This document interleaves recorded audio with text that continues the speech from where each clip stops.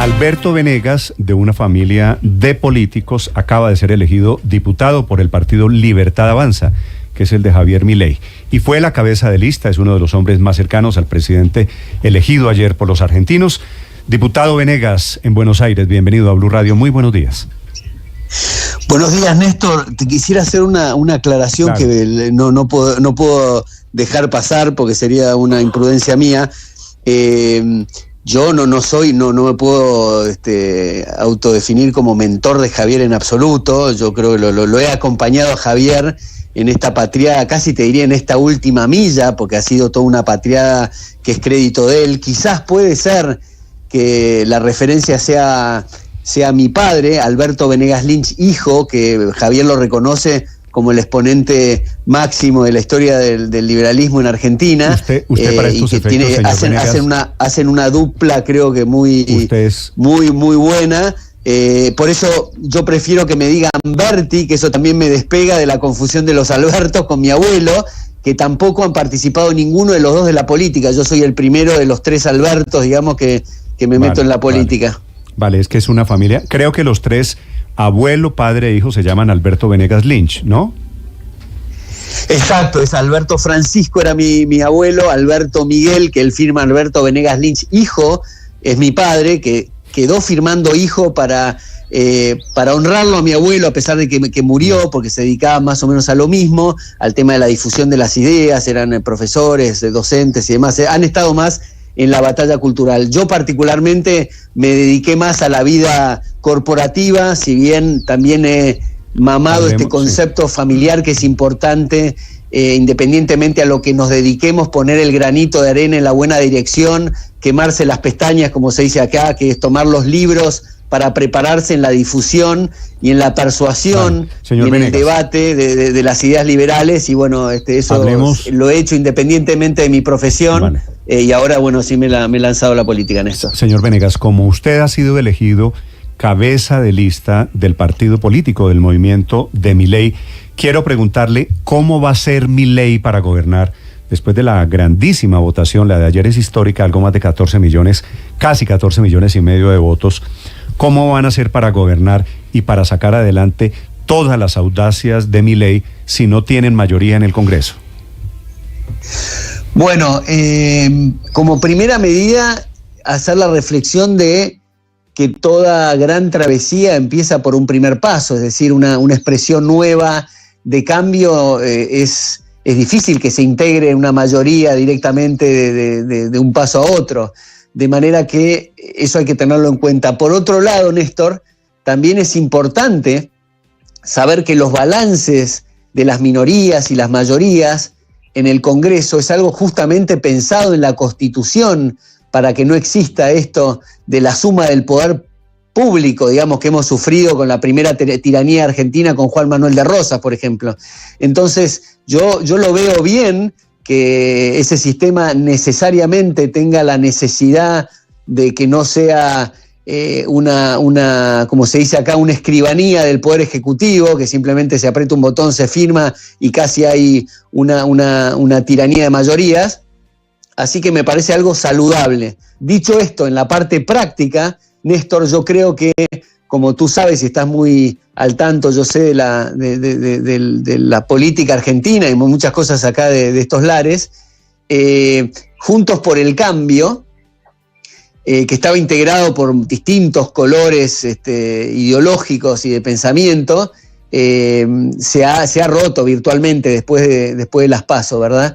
De manera que ahí se pudo establecer el quién es quién, y se están reubicando en una vuelta de armado en el Congreso, con lo cual hay muchos de ellos que era gente noble, saludable y con espíritu constitucional, que creo que nos va a acompañar. De hecho, nos acompañó en el búnker anoche varias de esas personas que creo que son representativas de ese espacio y van a ayudar a este cambio 180 grados que hay que hacer en la Argentina. Sí. Diputado, el discurso del presidente Milei anoche dice: la crisis argentina es profunda y no hay lugar a medias tintas. Y una de las decisiones económicas que planteó en campaña el ahora presidente Milei fue la dolarización de la economía argentina y el cierre del Banco Central. ¿esas decisiones las puede tomar él desde el Ejecutivo o tienen que pasar por la Cámara de Diputados? Eso tiene que pasar por la Cámara. Yo creo que hemos vivido un proceso también de lo que se dice la batalla cultural, que es en definitiva la opinión pública, que yo siempre sostengo que la política no cambia mucho. Por supuesto tiene la competencia de apretar el botón, por así decirlo, para hacer los cambios, pero el político tradicional, para mantenerse en la política, tiene que estar atento al termómetro de la opinión pública, por dónde va la cosa. Y la verdad que la inercia que le ha puesto a la batalla cultural en torno a las ideas liberales Javier ha sido tan fenomenal que esos políticos que tradicionalmente venían con un espíritu más socialista han empezado a cambiar el discurso y ahora creo que van a cambiar los hechos también. Sí, pero si tiene que pasar, permítame insistirle, por la Cámara de Diputados, hoy en la práctica no están las mayorías dadas para que se dé ese paso, que es disruptivo, que es muy duro, pero que tiene que ver con la crisis económica que afrontan los argentinos, con la hiperinflación y con una población cercana al 50% sobre o bajo la línea de pobreza. Si no es a través del Congreso, si no hay mayorías, ¿cuál puede ser la alternativa, señor Venegas? Bueno, yo creo que, como yo siempre digo, depende de qué es lo que querramos. Si queremos ser el Congo, vamos a ser el Congo. La cuestión es, yo creo que va a haber una exposición muy grande frente a lo que quiere la gente en este batacazo en las urnas, que la opinión pública justamente le está transmitiendo a los políticos la necesidad, porque ha comprendido que la inflación es la expansión exógena de dinero, es decir, exógena, es ajena al mercado, y es desde el gobierno, y es lo que ha producido uno de los canales que tiene para financiarse el Estado, además de los impuestos y la deuda, que están todos a tope. Entonces la gente está muy cansada y yo creo que no me adelantaría a decir que no va a haber una mayoría ahí en ese sentido, porque creo que sería apresurado. Yo creo que la gente ha percibido eso y sería muy poca vida, poco aliento, me parece, el político que quiera mantenerse en una línea distinta hacia el fin de la inflación. De cualquier manera, Javier sí puede hacer recortes fenomenales en el gasto y asfixiar, digamos, el sistema político, por supuesto, señor sin emitir Venegas, un solo peso más. ¿cómo y eventualmente sería? asumir los resabios que tiene la inflación de lo que ya se hizo, porque en definitiva eso sí no se puede cambiar. Señor Venegas, ¿cómo va a ser, cómo planean ustedes los pasos para dolarizar la economía? Bueno, primero hay que, en realidad, aclaro esto, Néstor, no es dolarizar es un camino hacia la elección libre de monedas, es que la gente lo puede elegir. ¿Qué pasa? A los efectos de cerrar el Banco Central, tú tienes que establecer una moneda de cambio para esterilizar, digamos, los pesos y hacer... Pues eso es dolarizar en la práctica. Claro, exactamente, pues es dolarizar, se dolariza, pero el paso último, lo que se quiere, el plan, es ir a una elección libre de monedas, es decir, que si la gente quiere el dólar, será el dólar.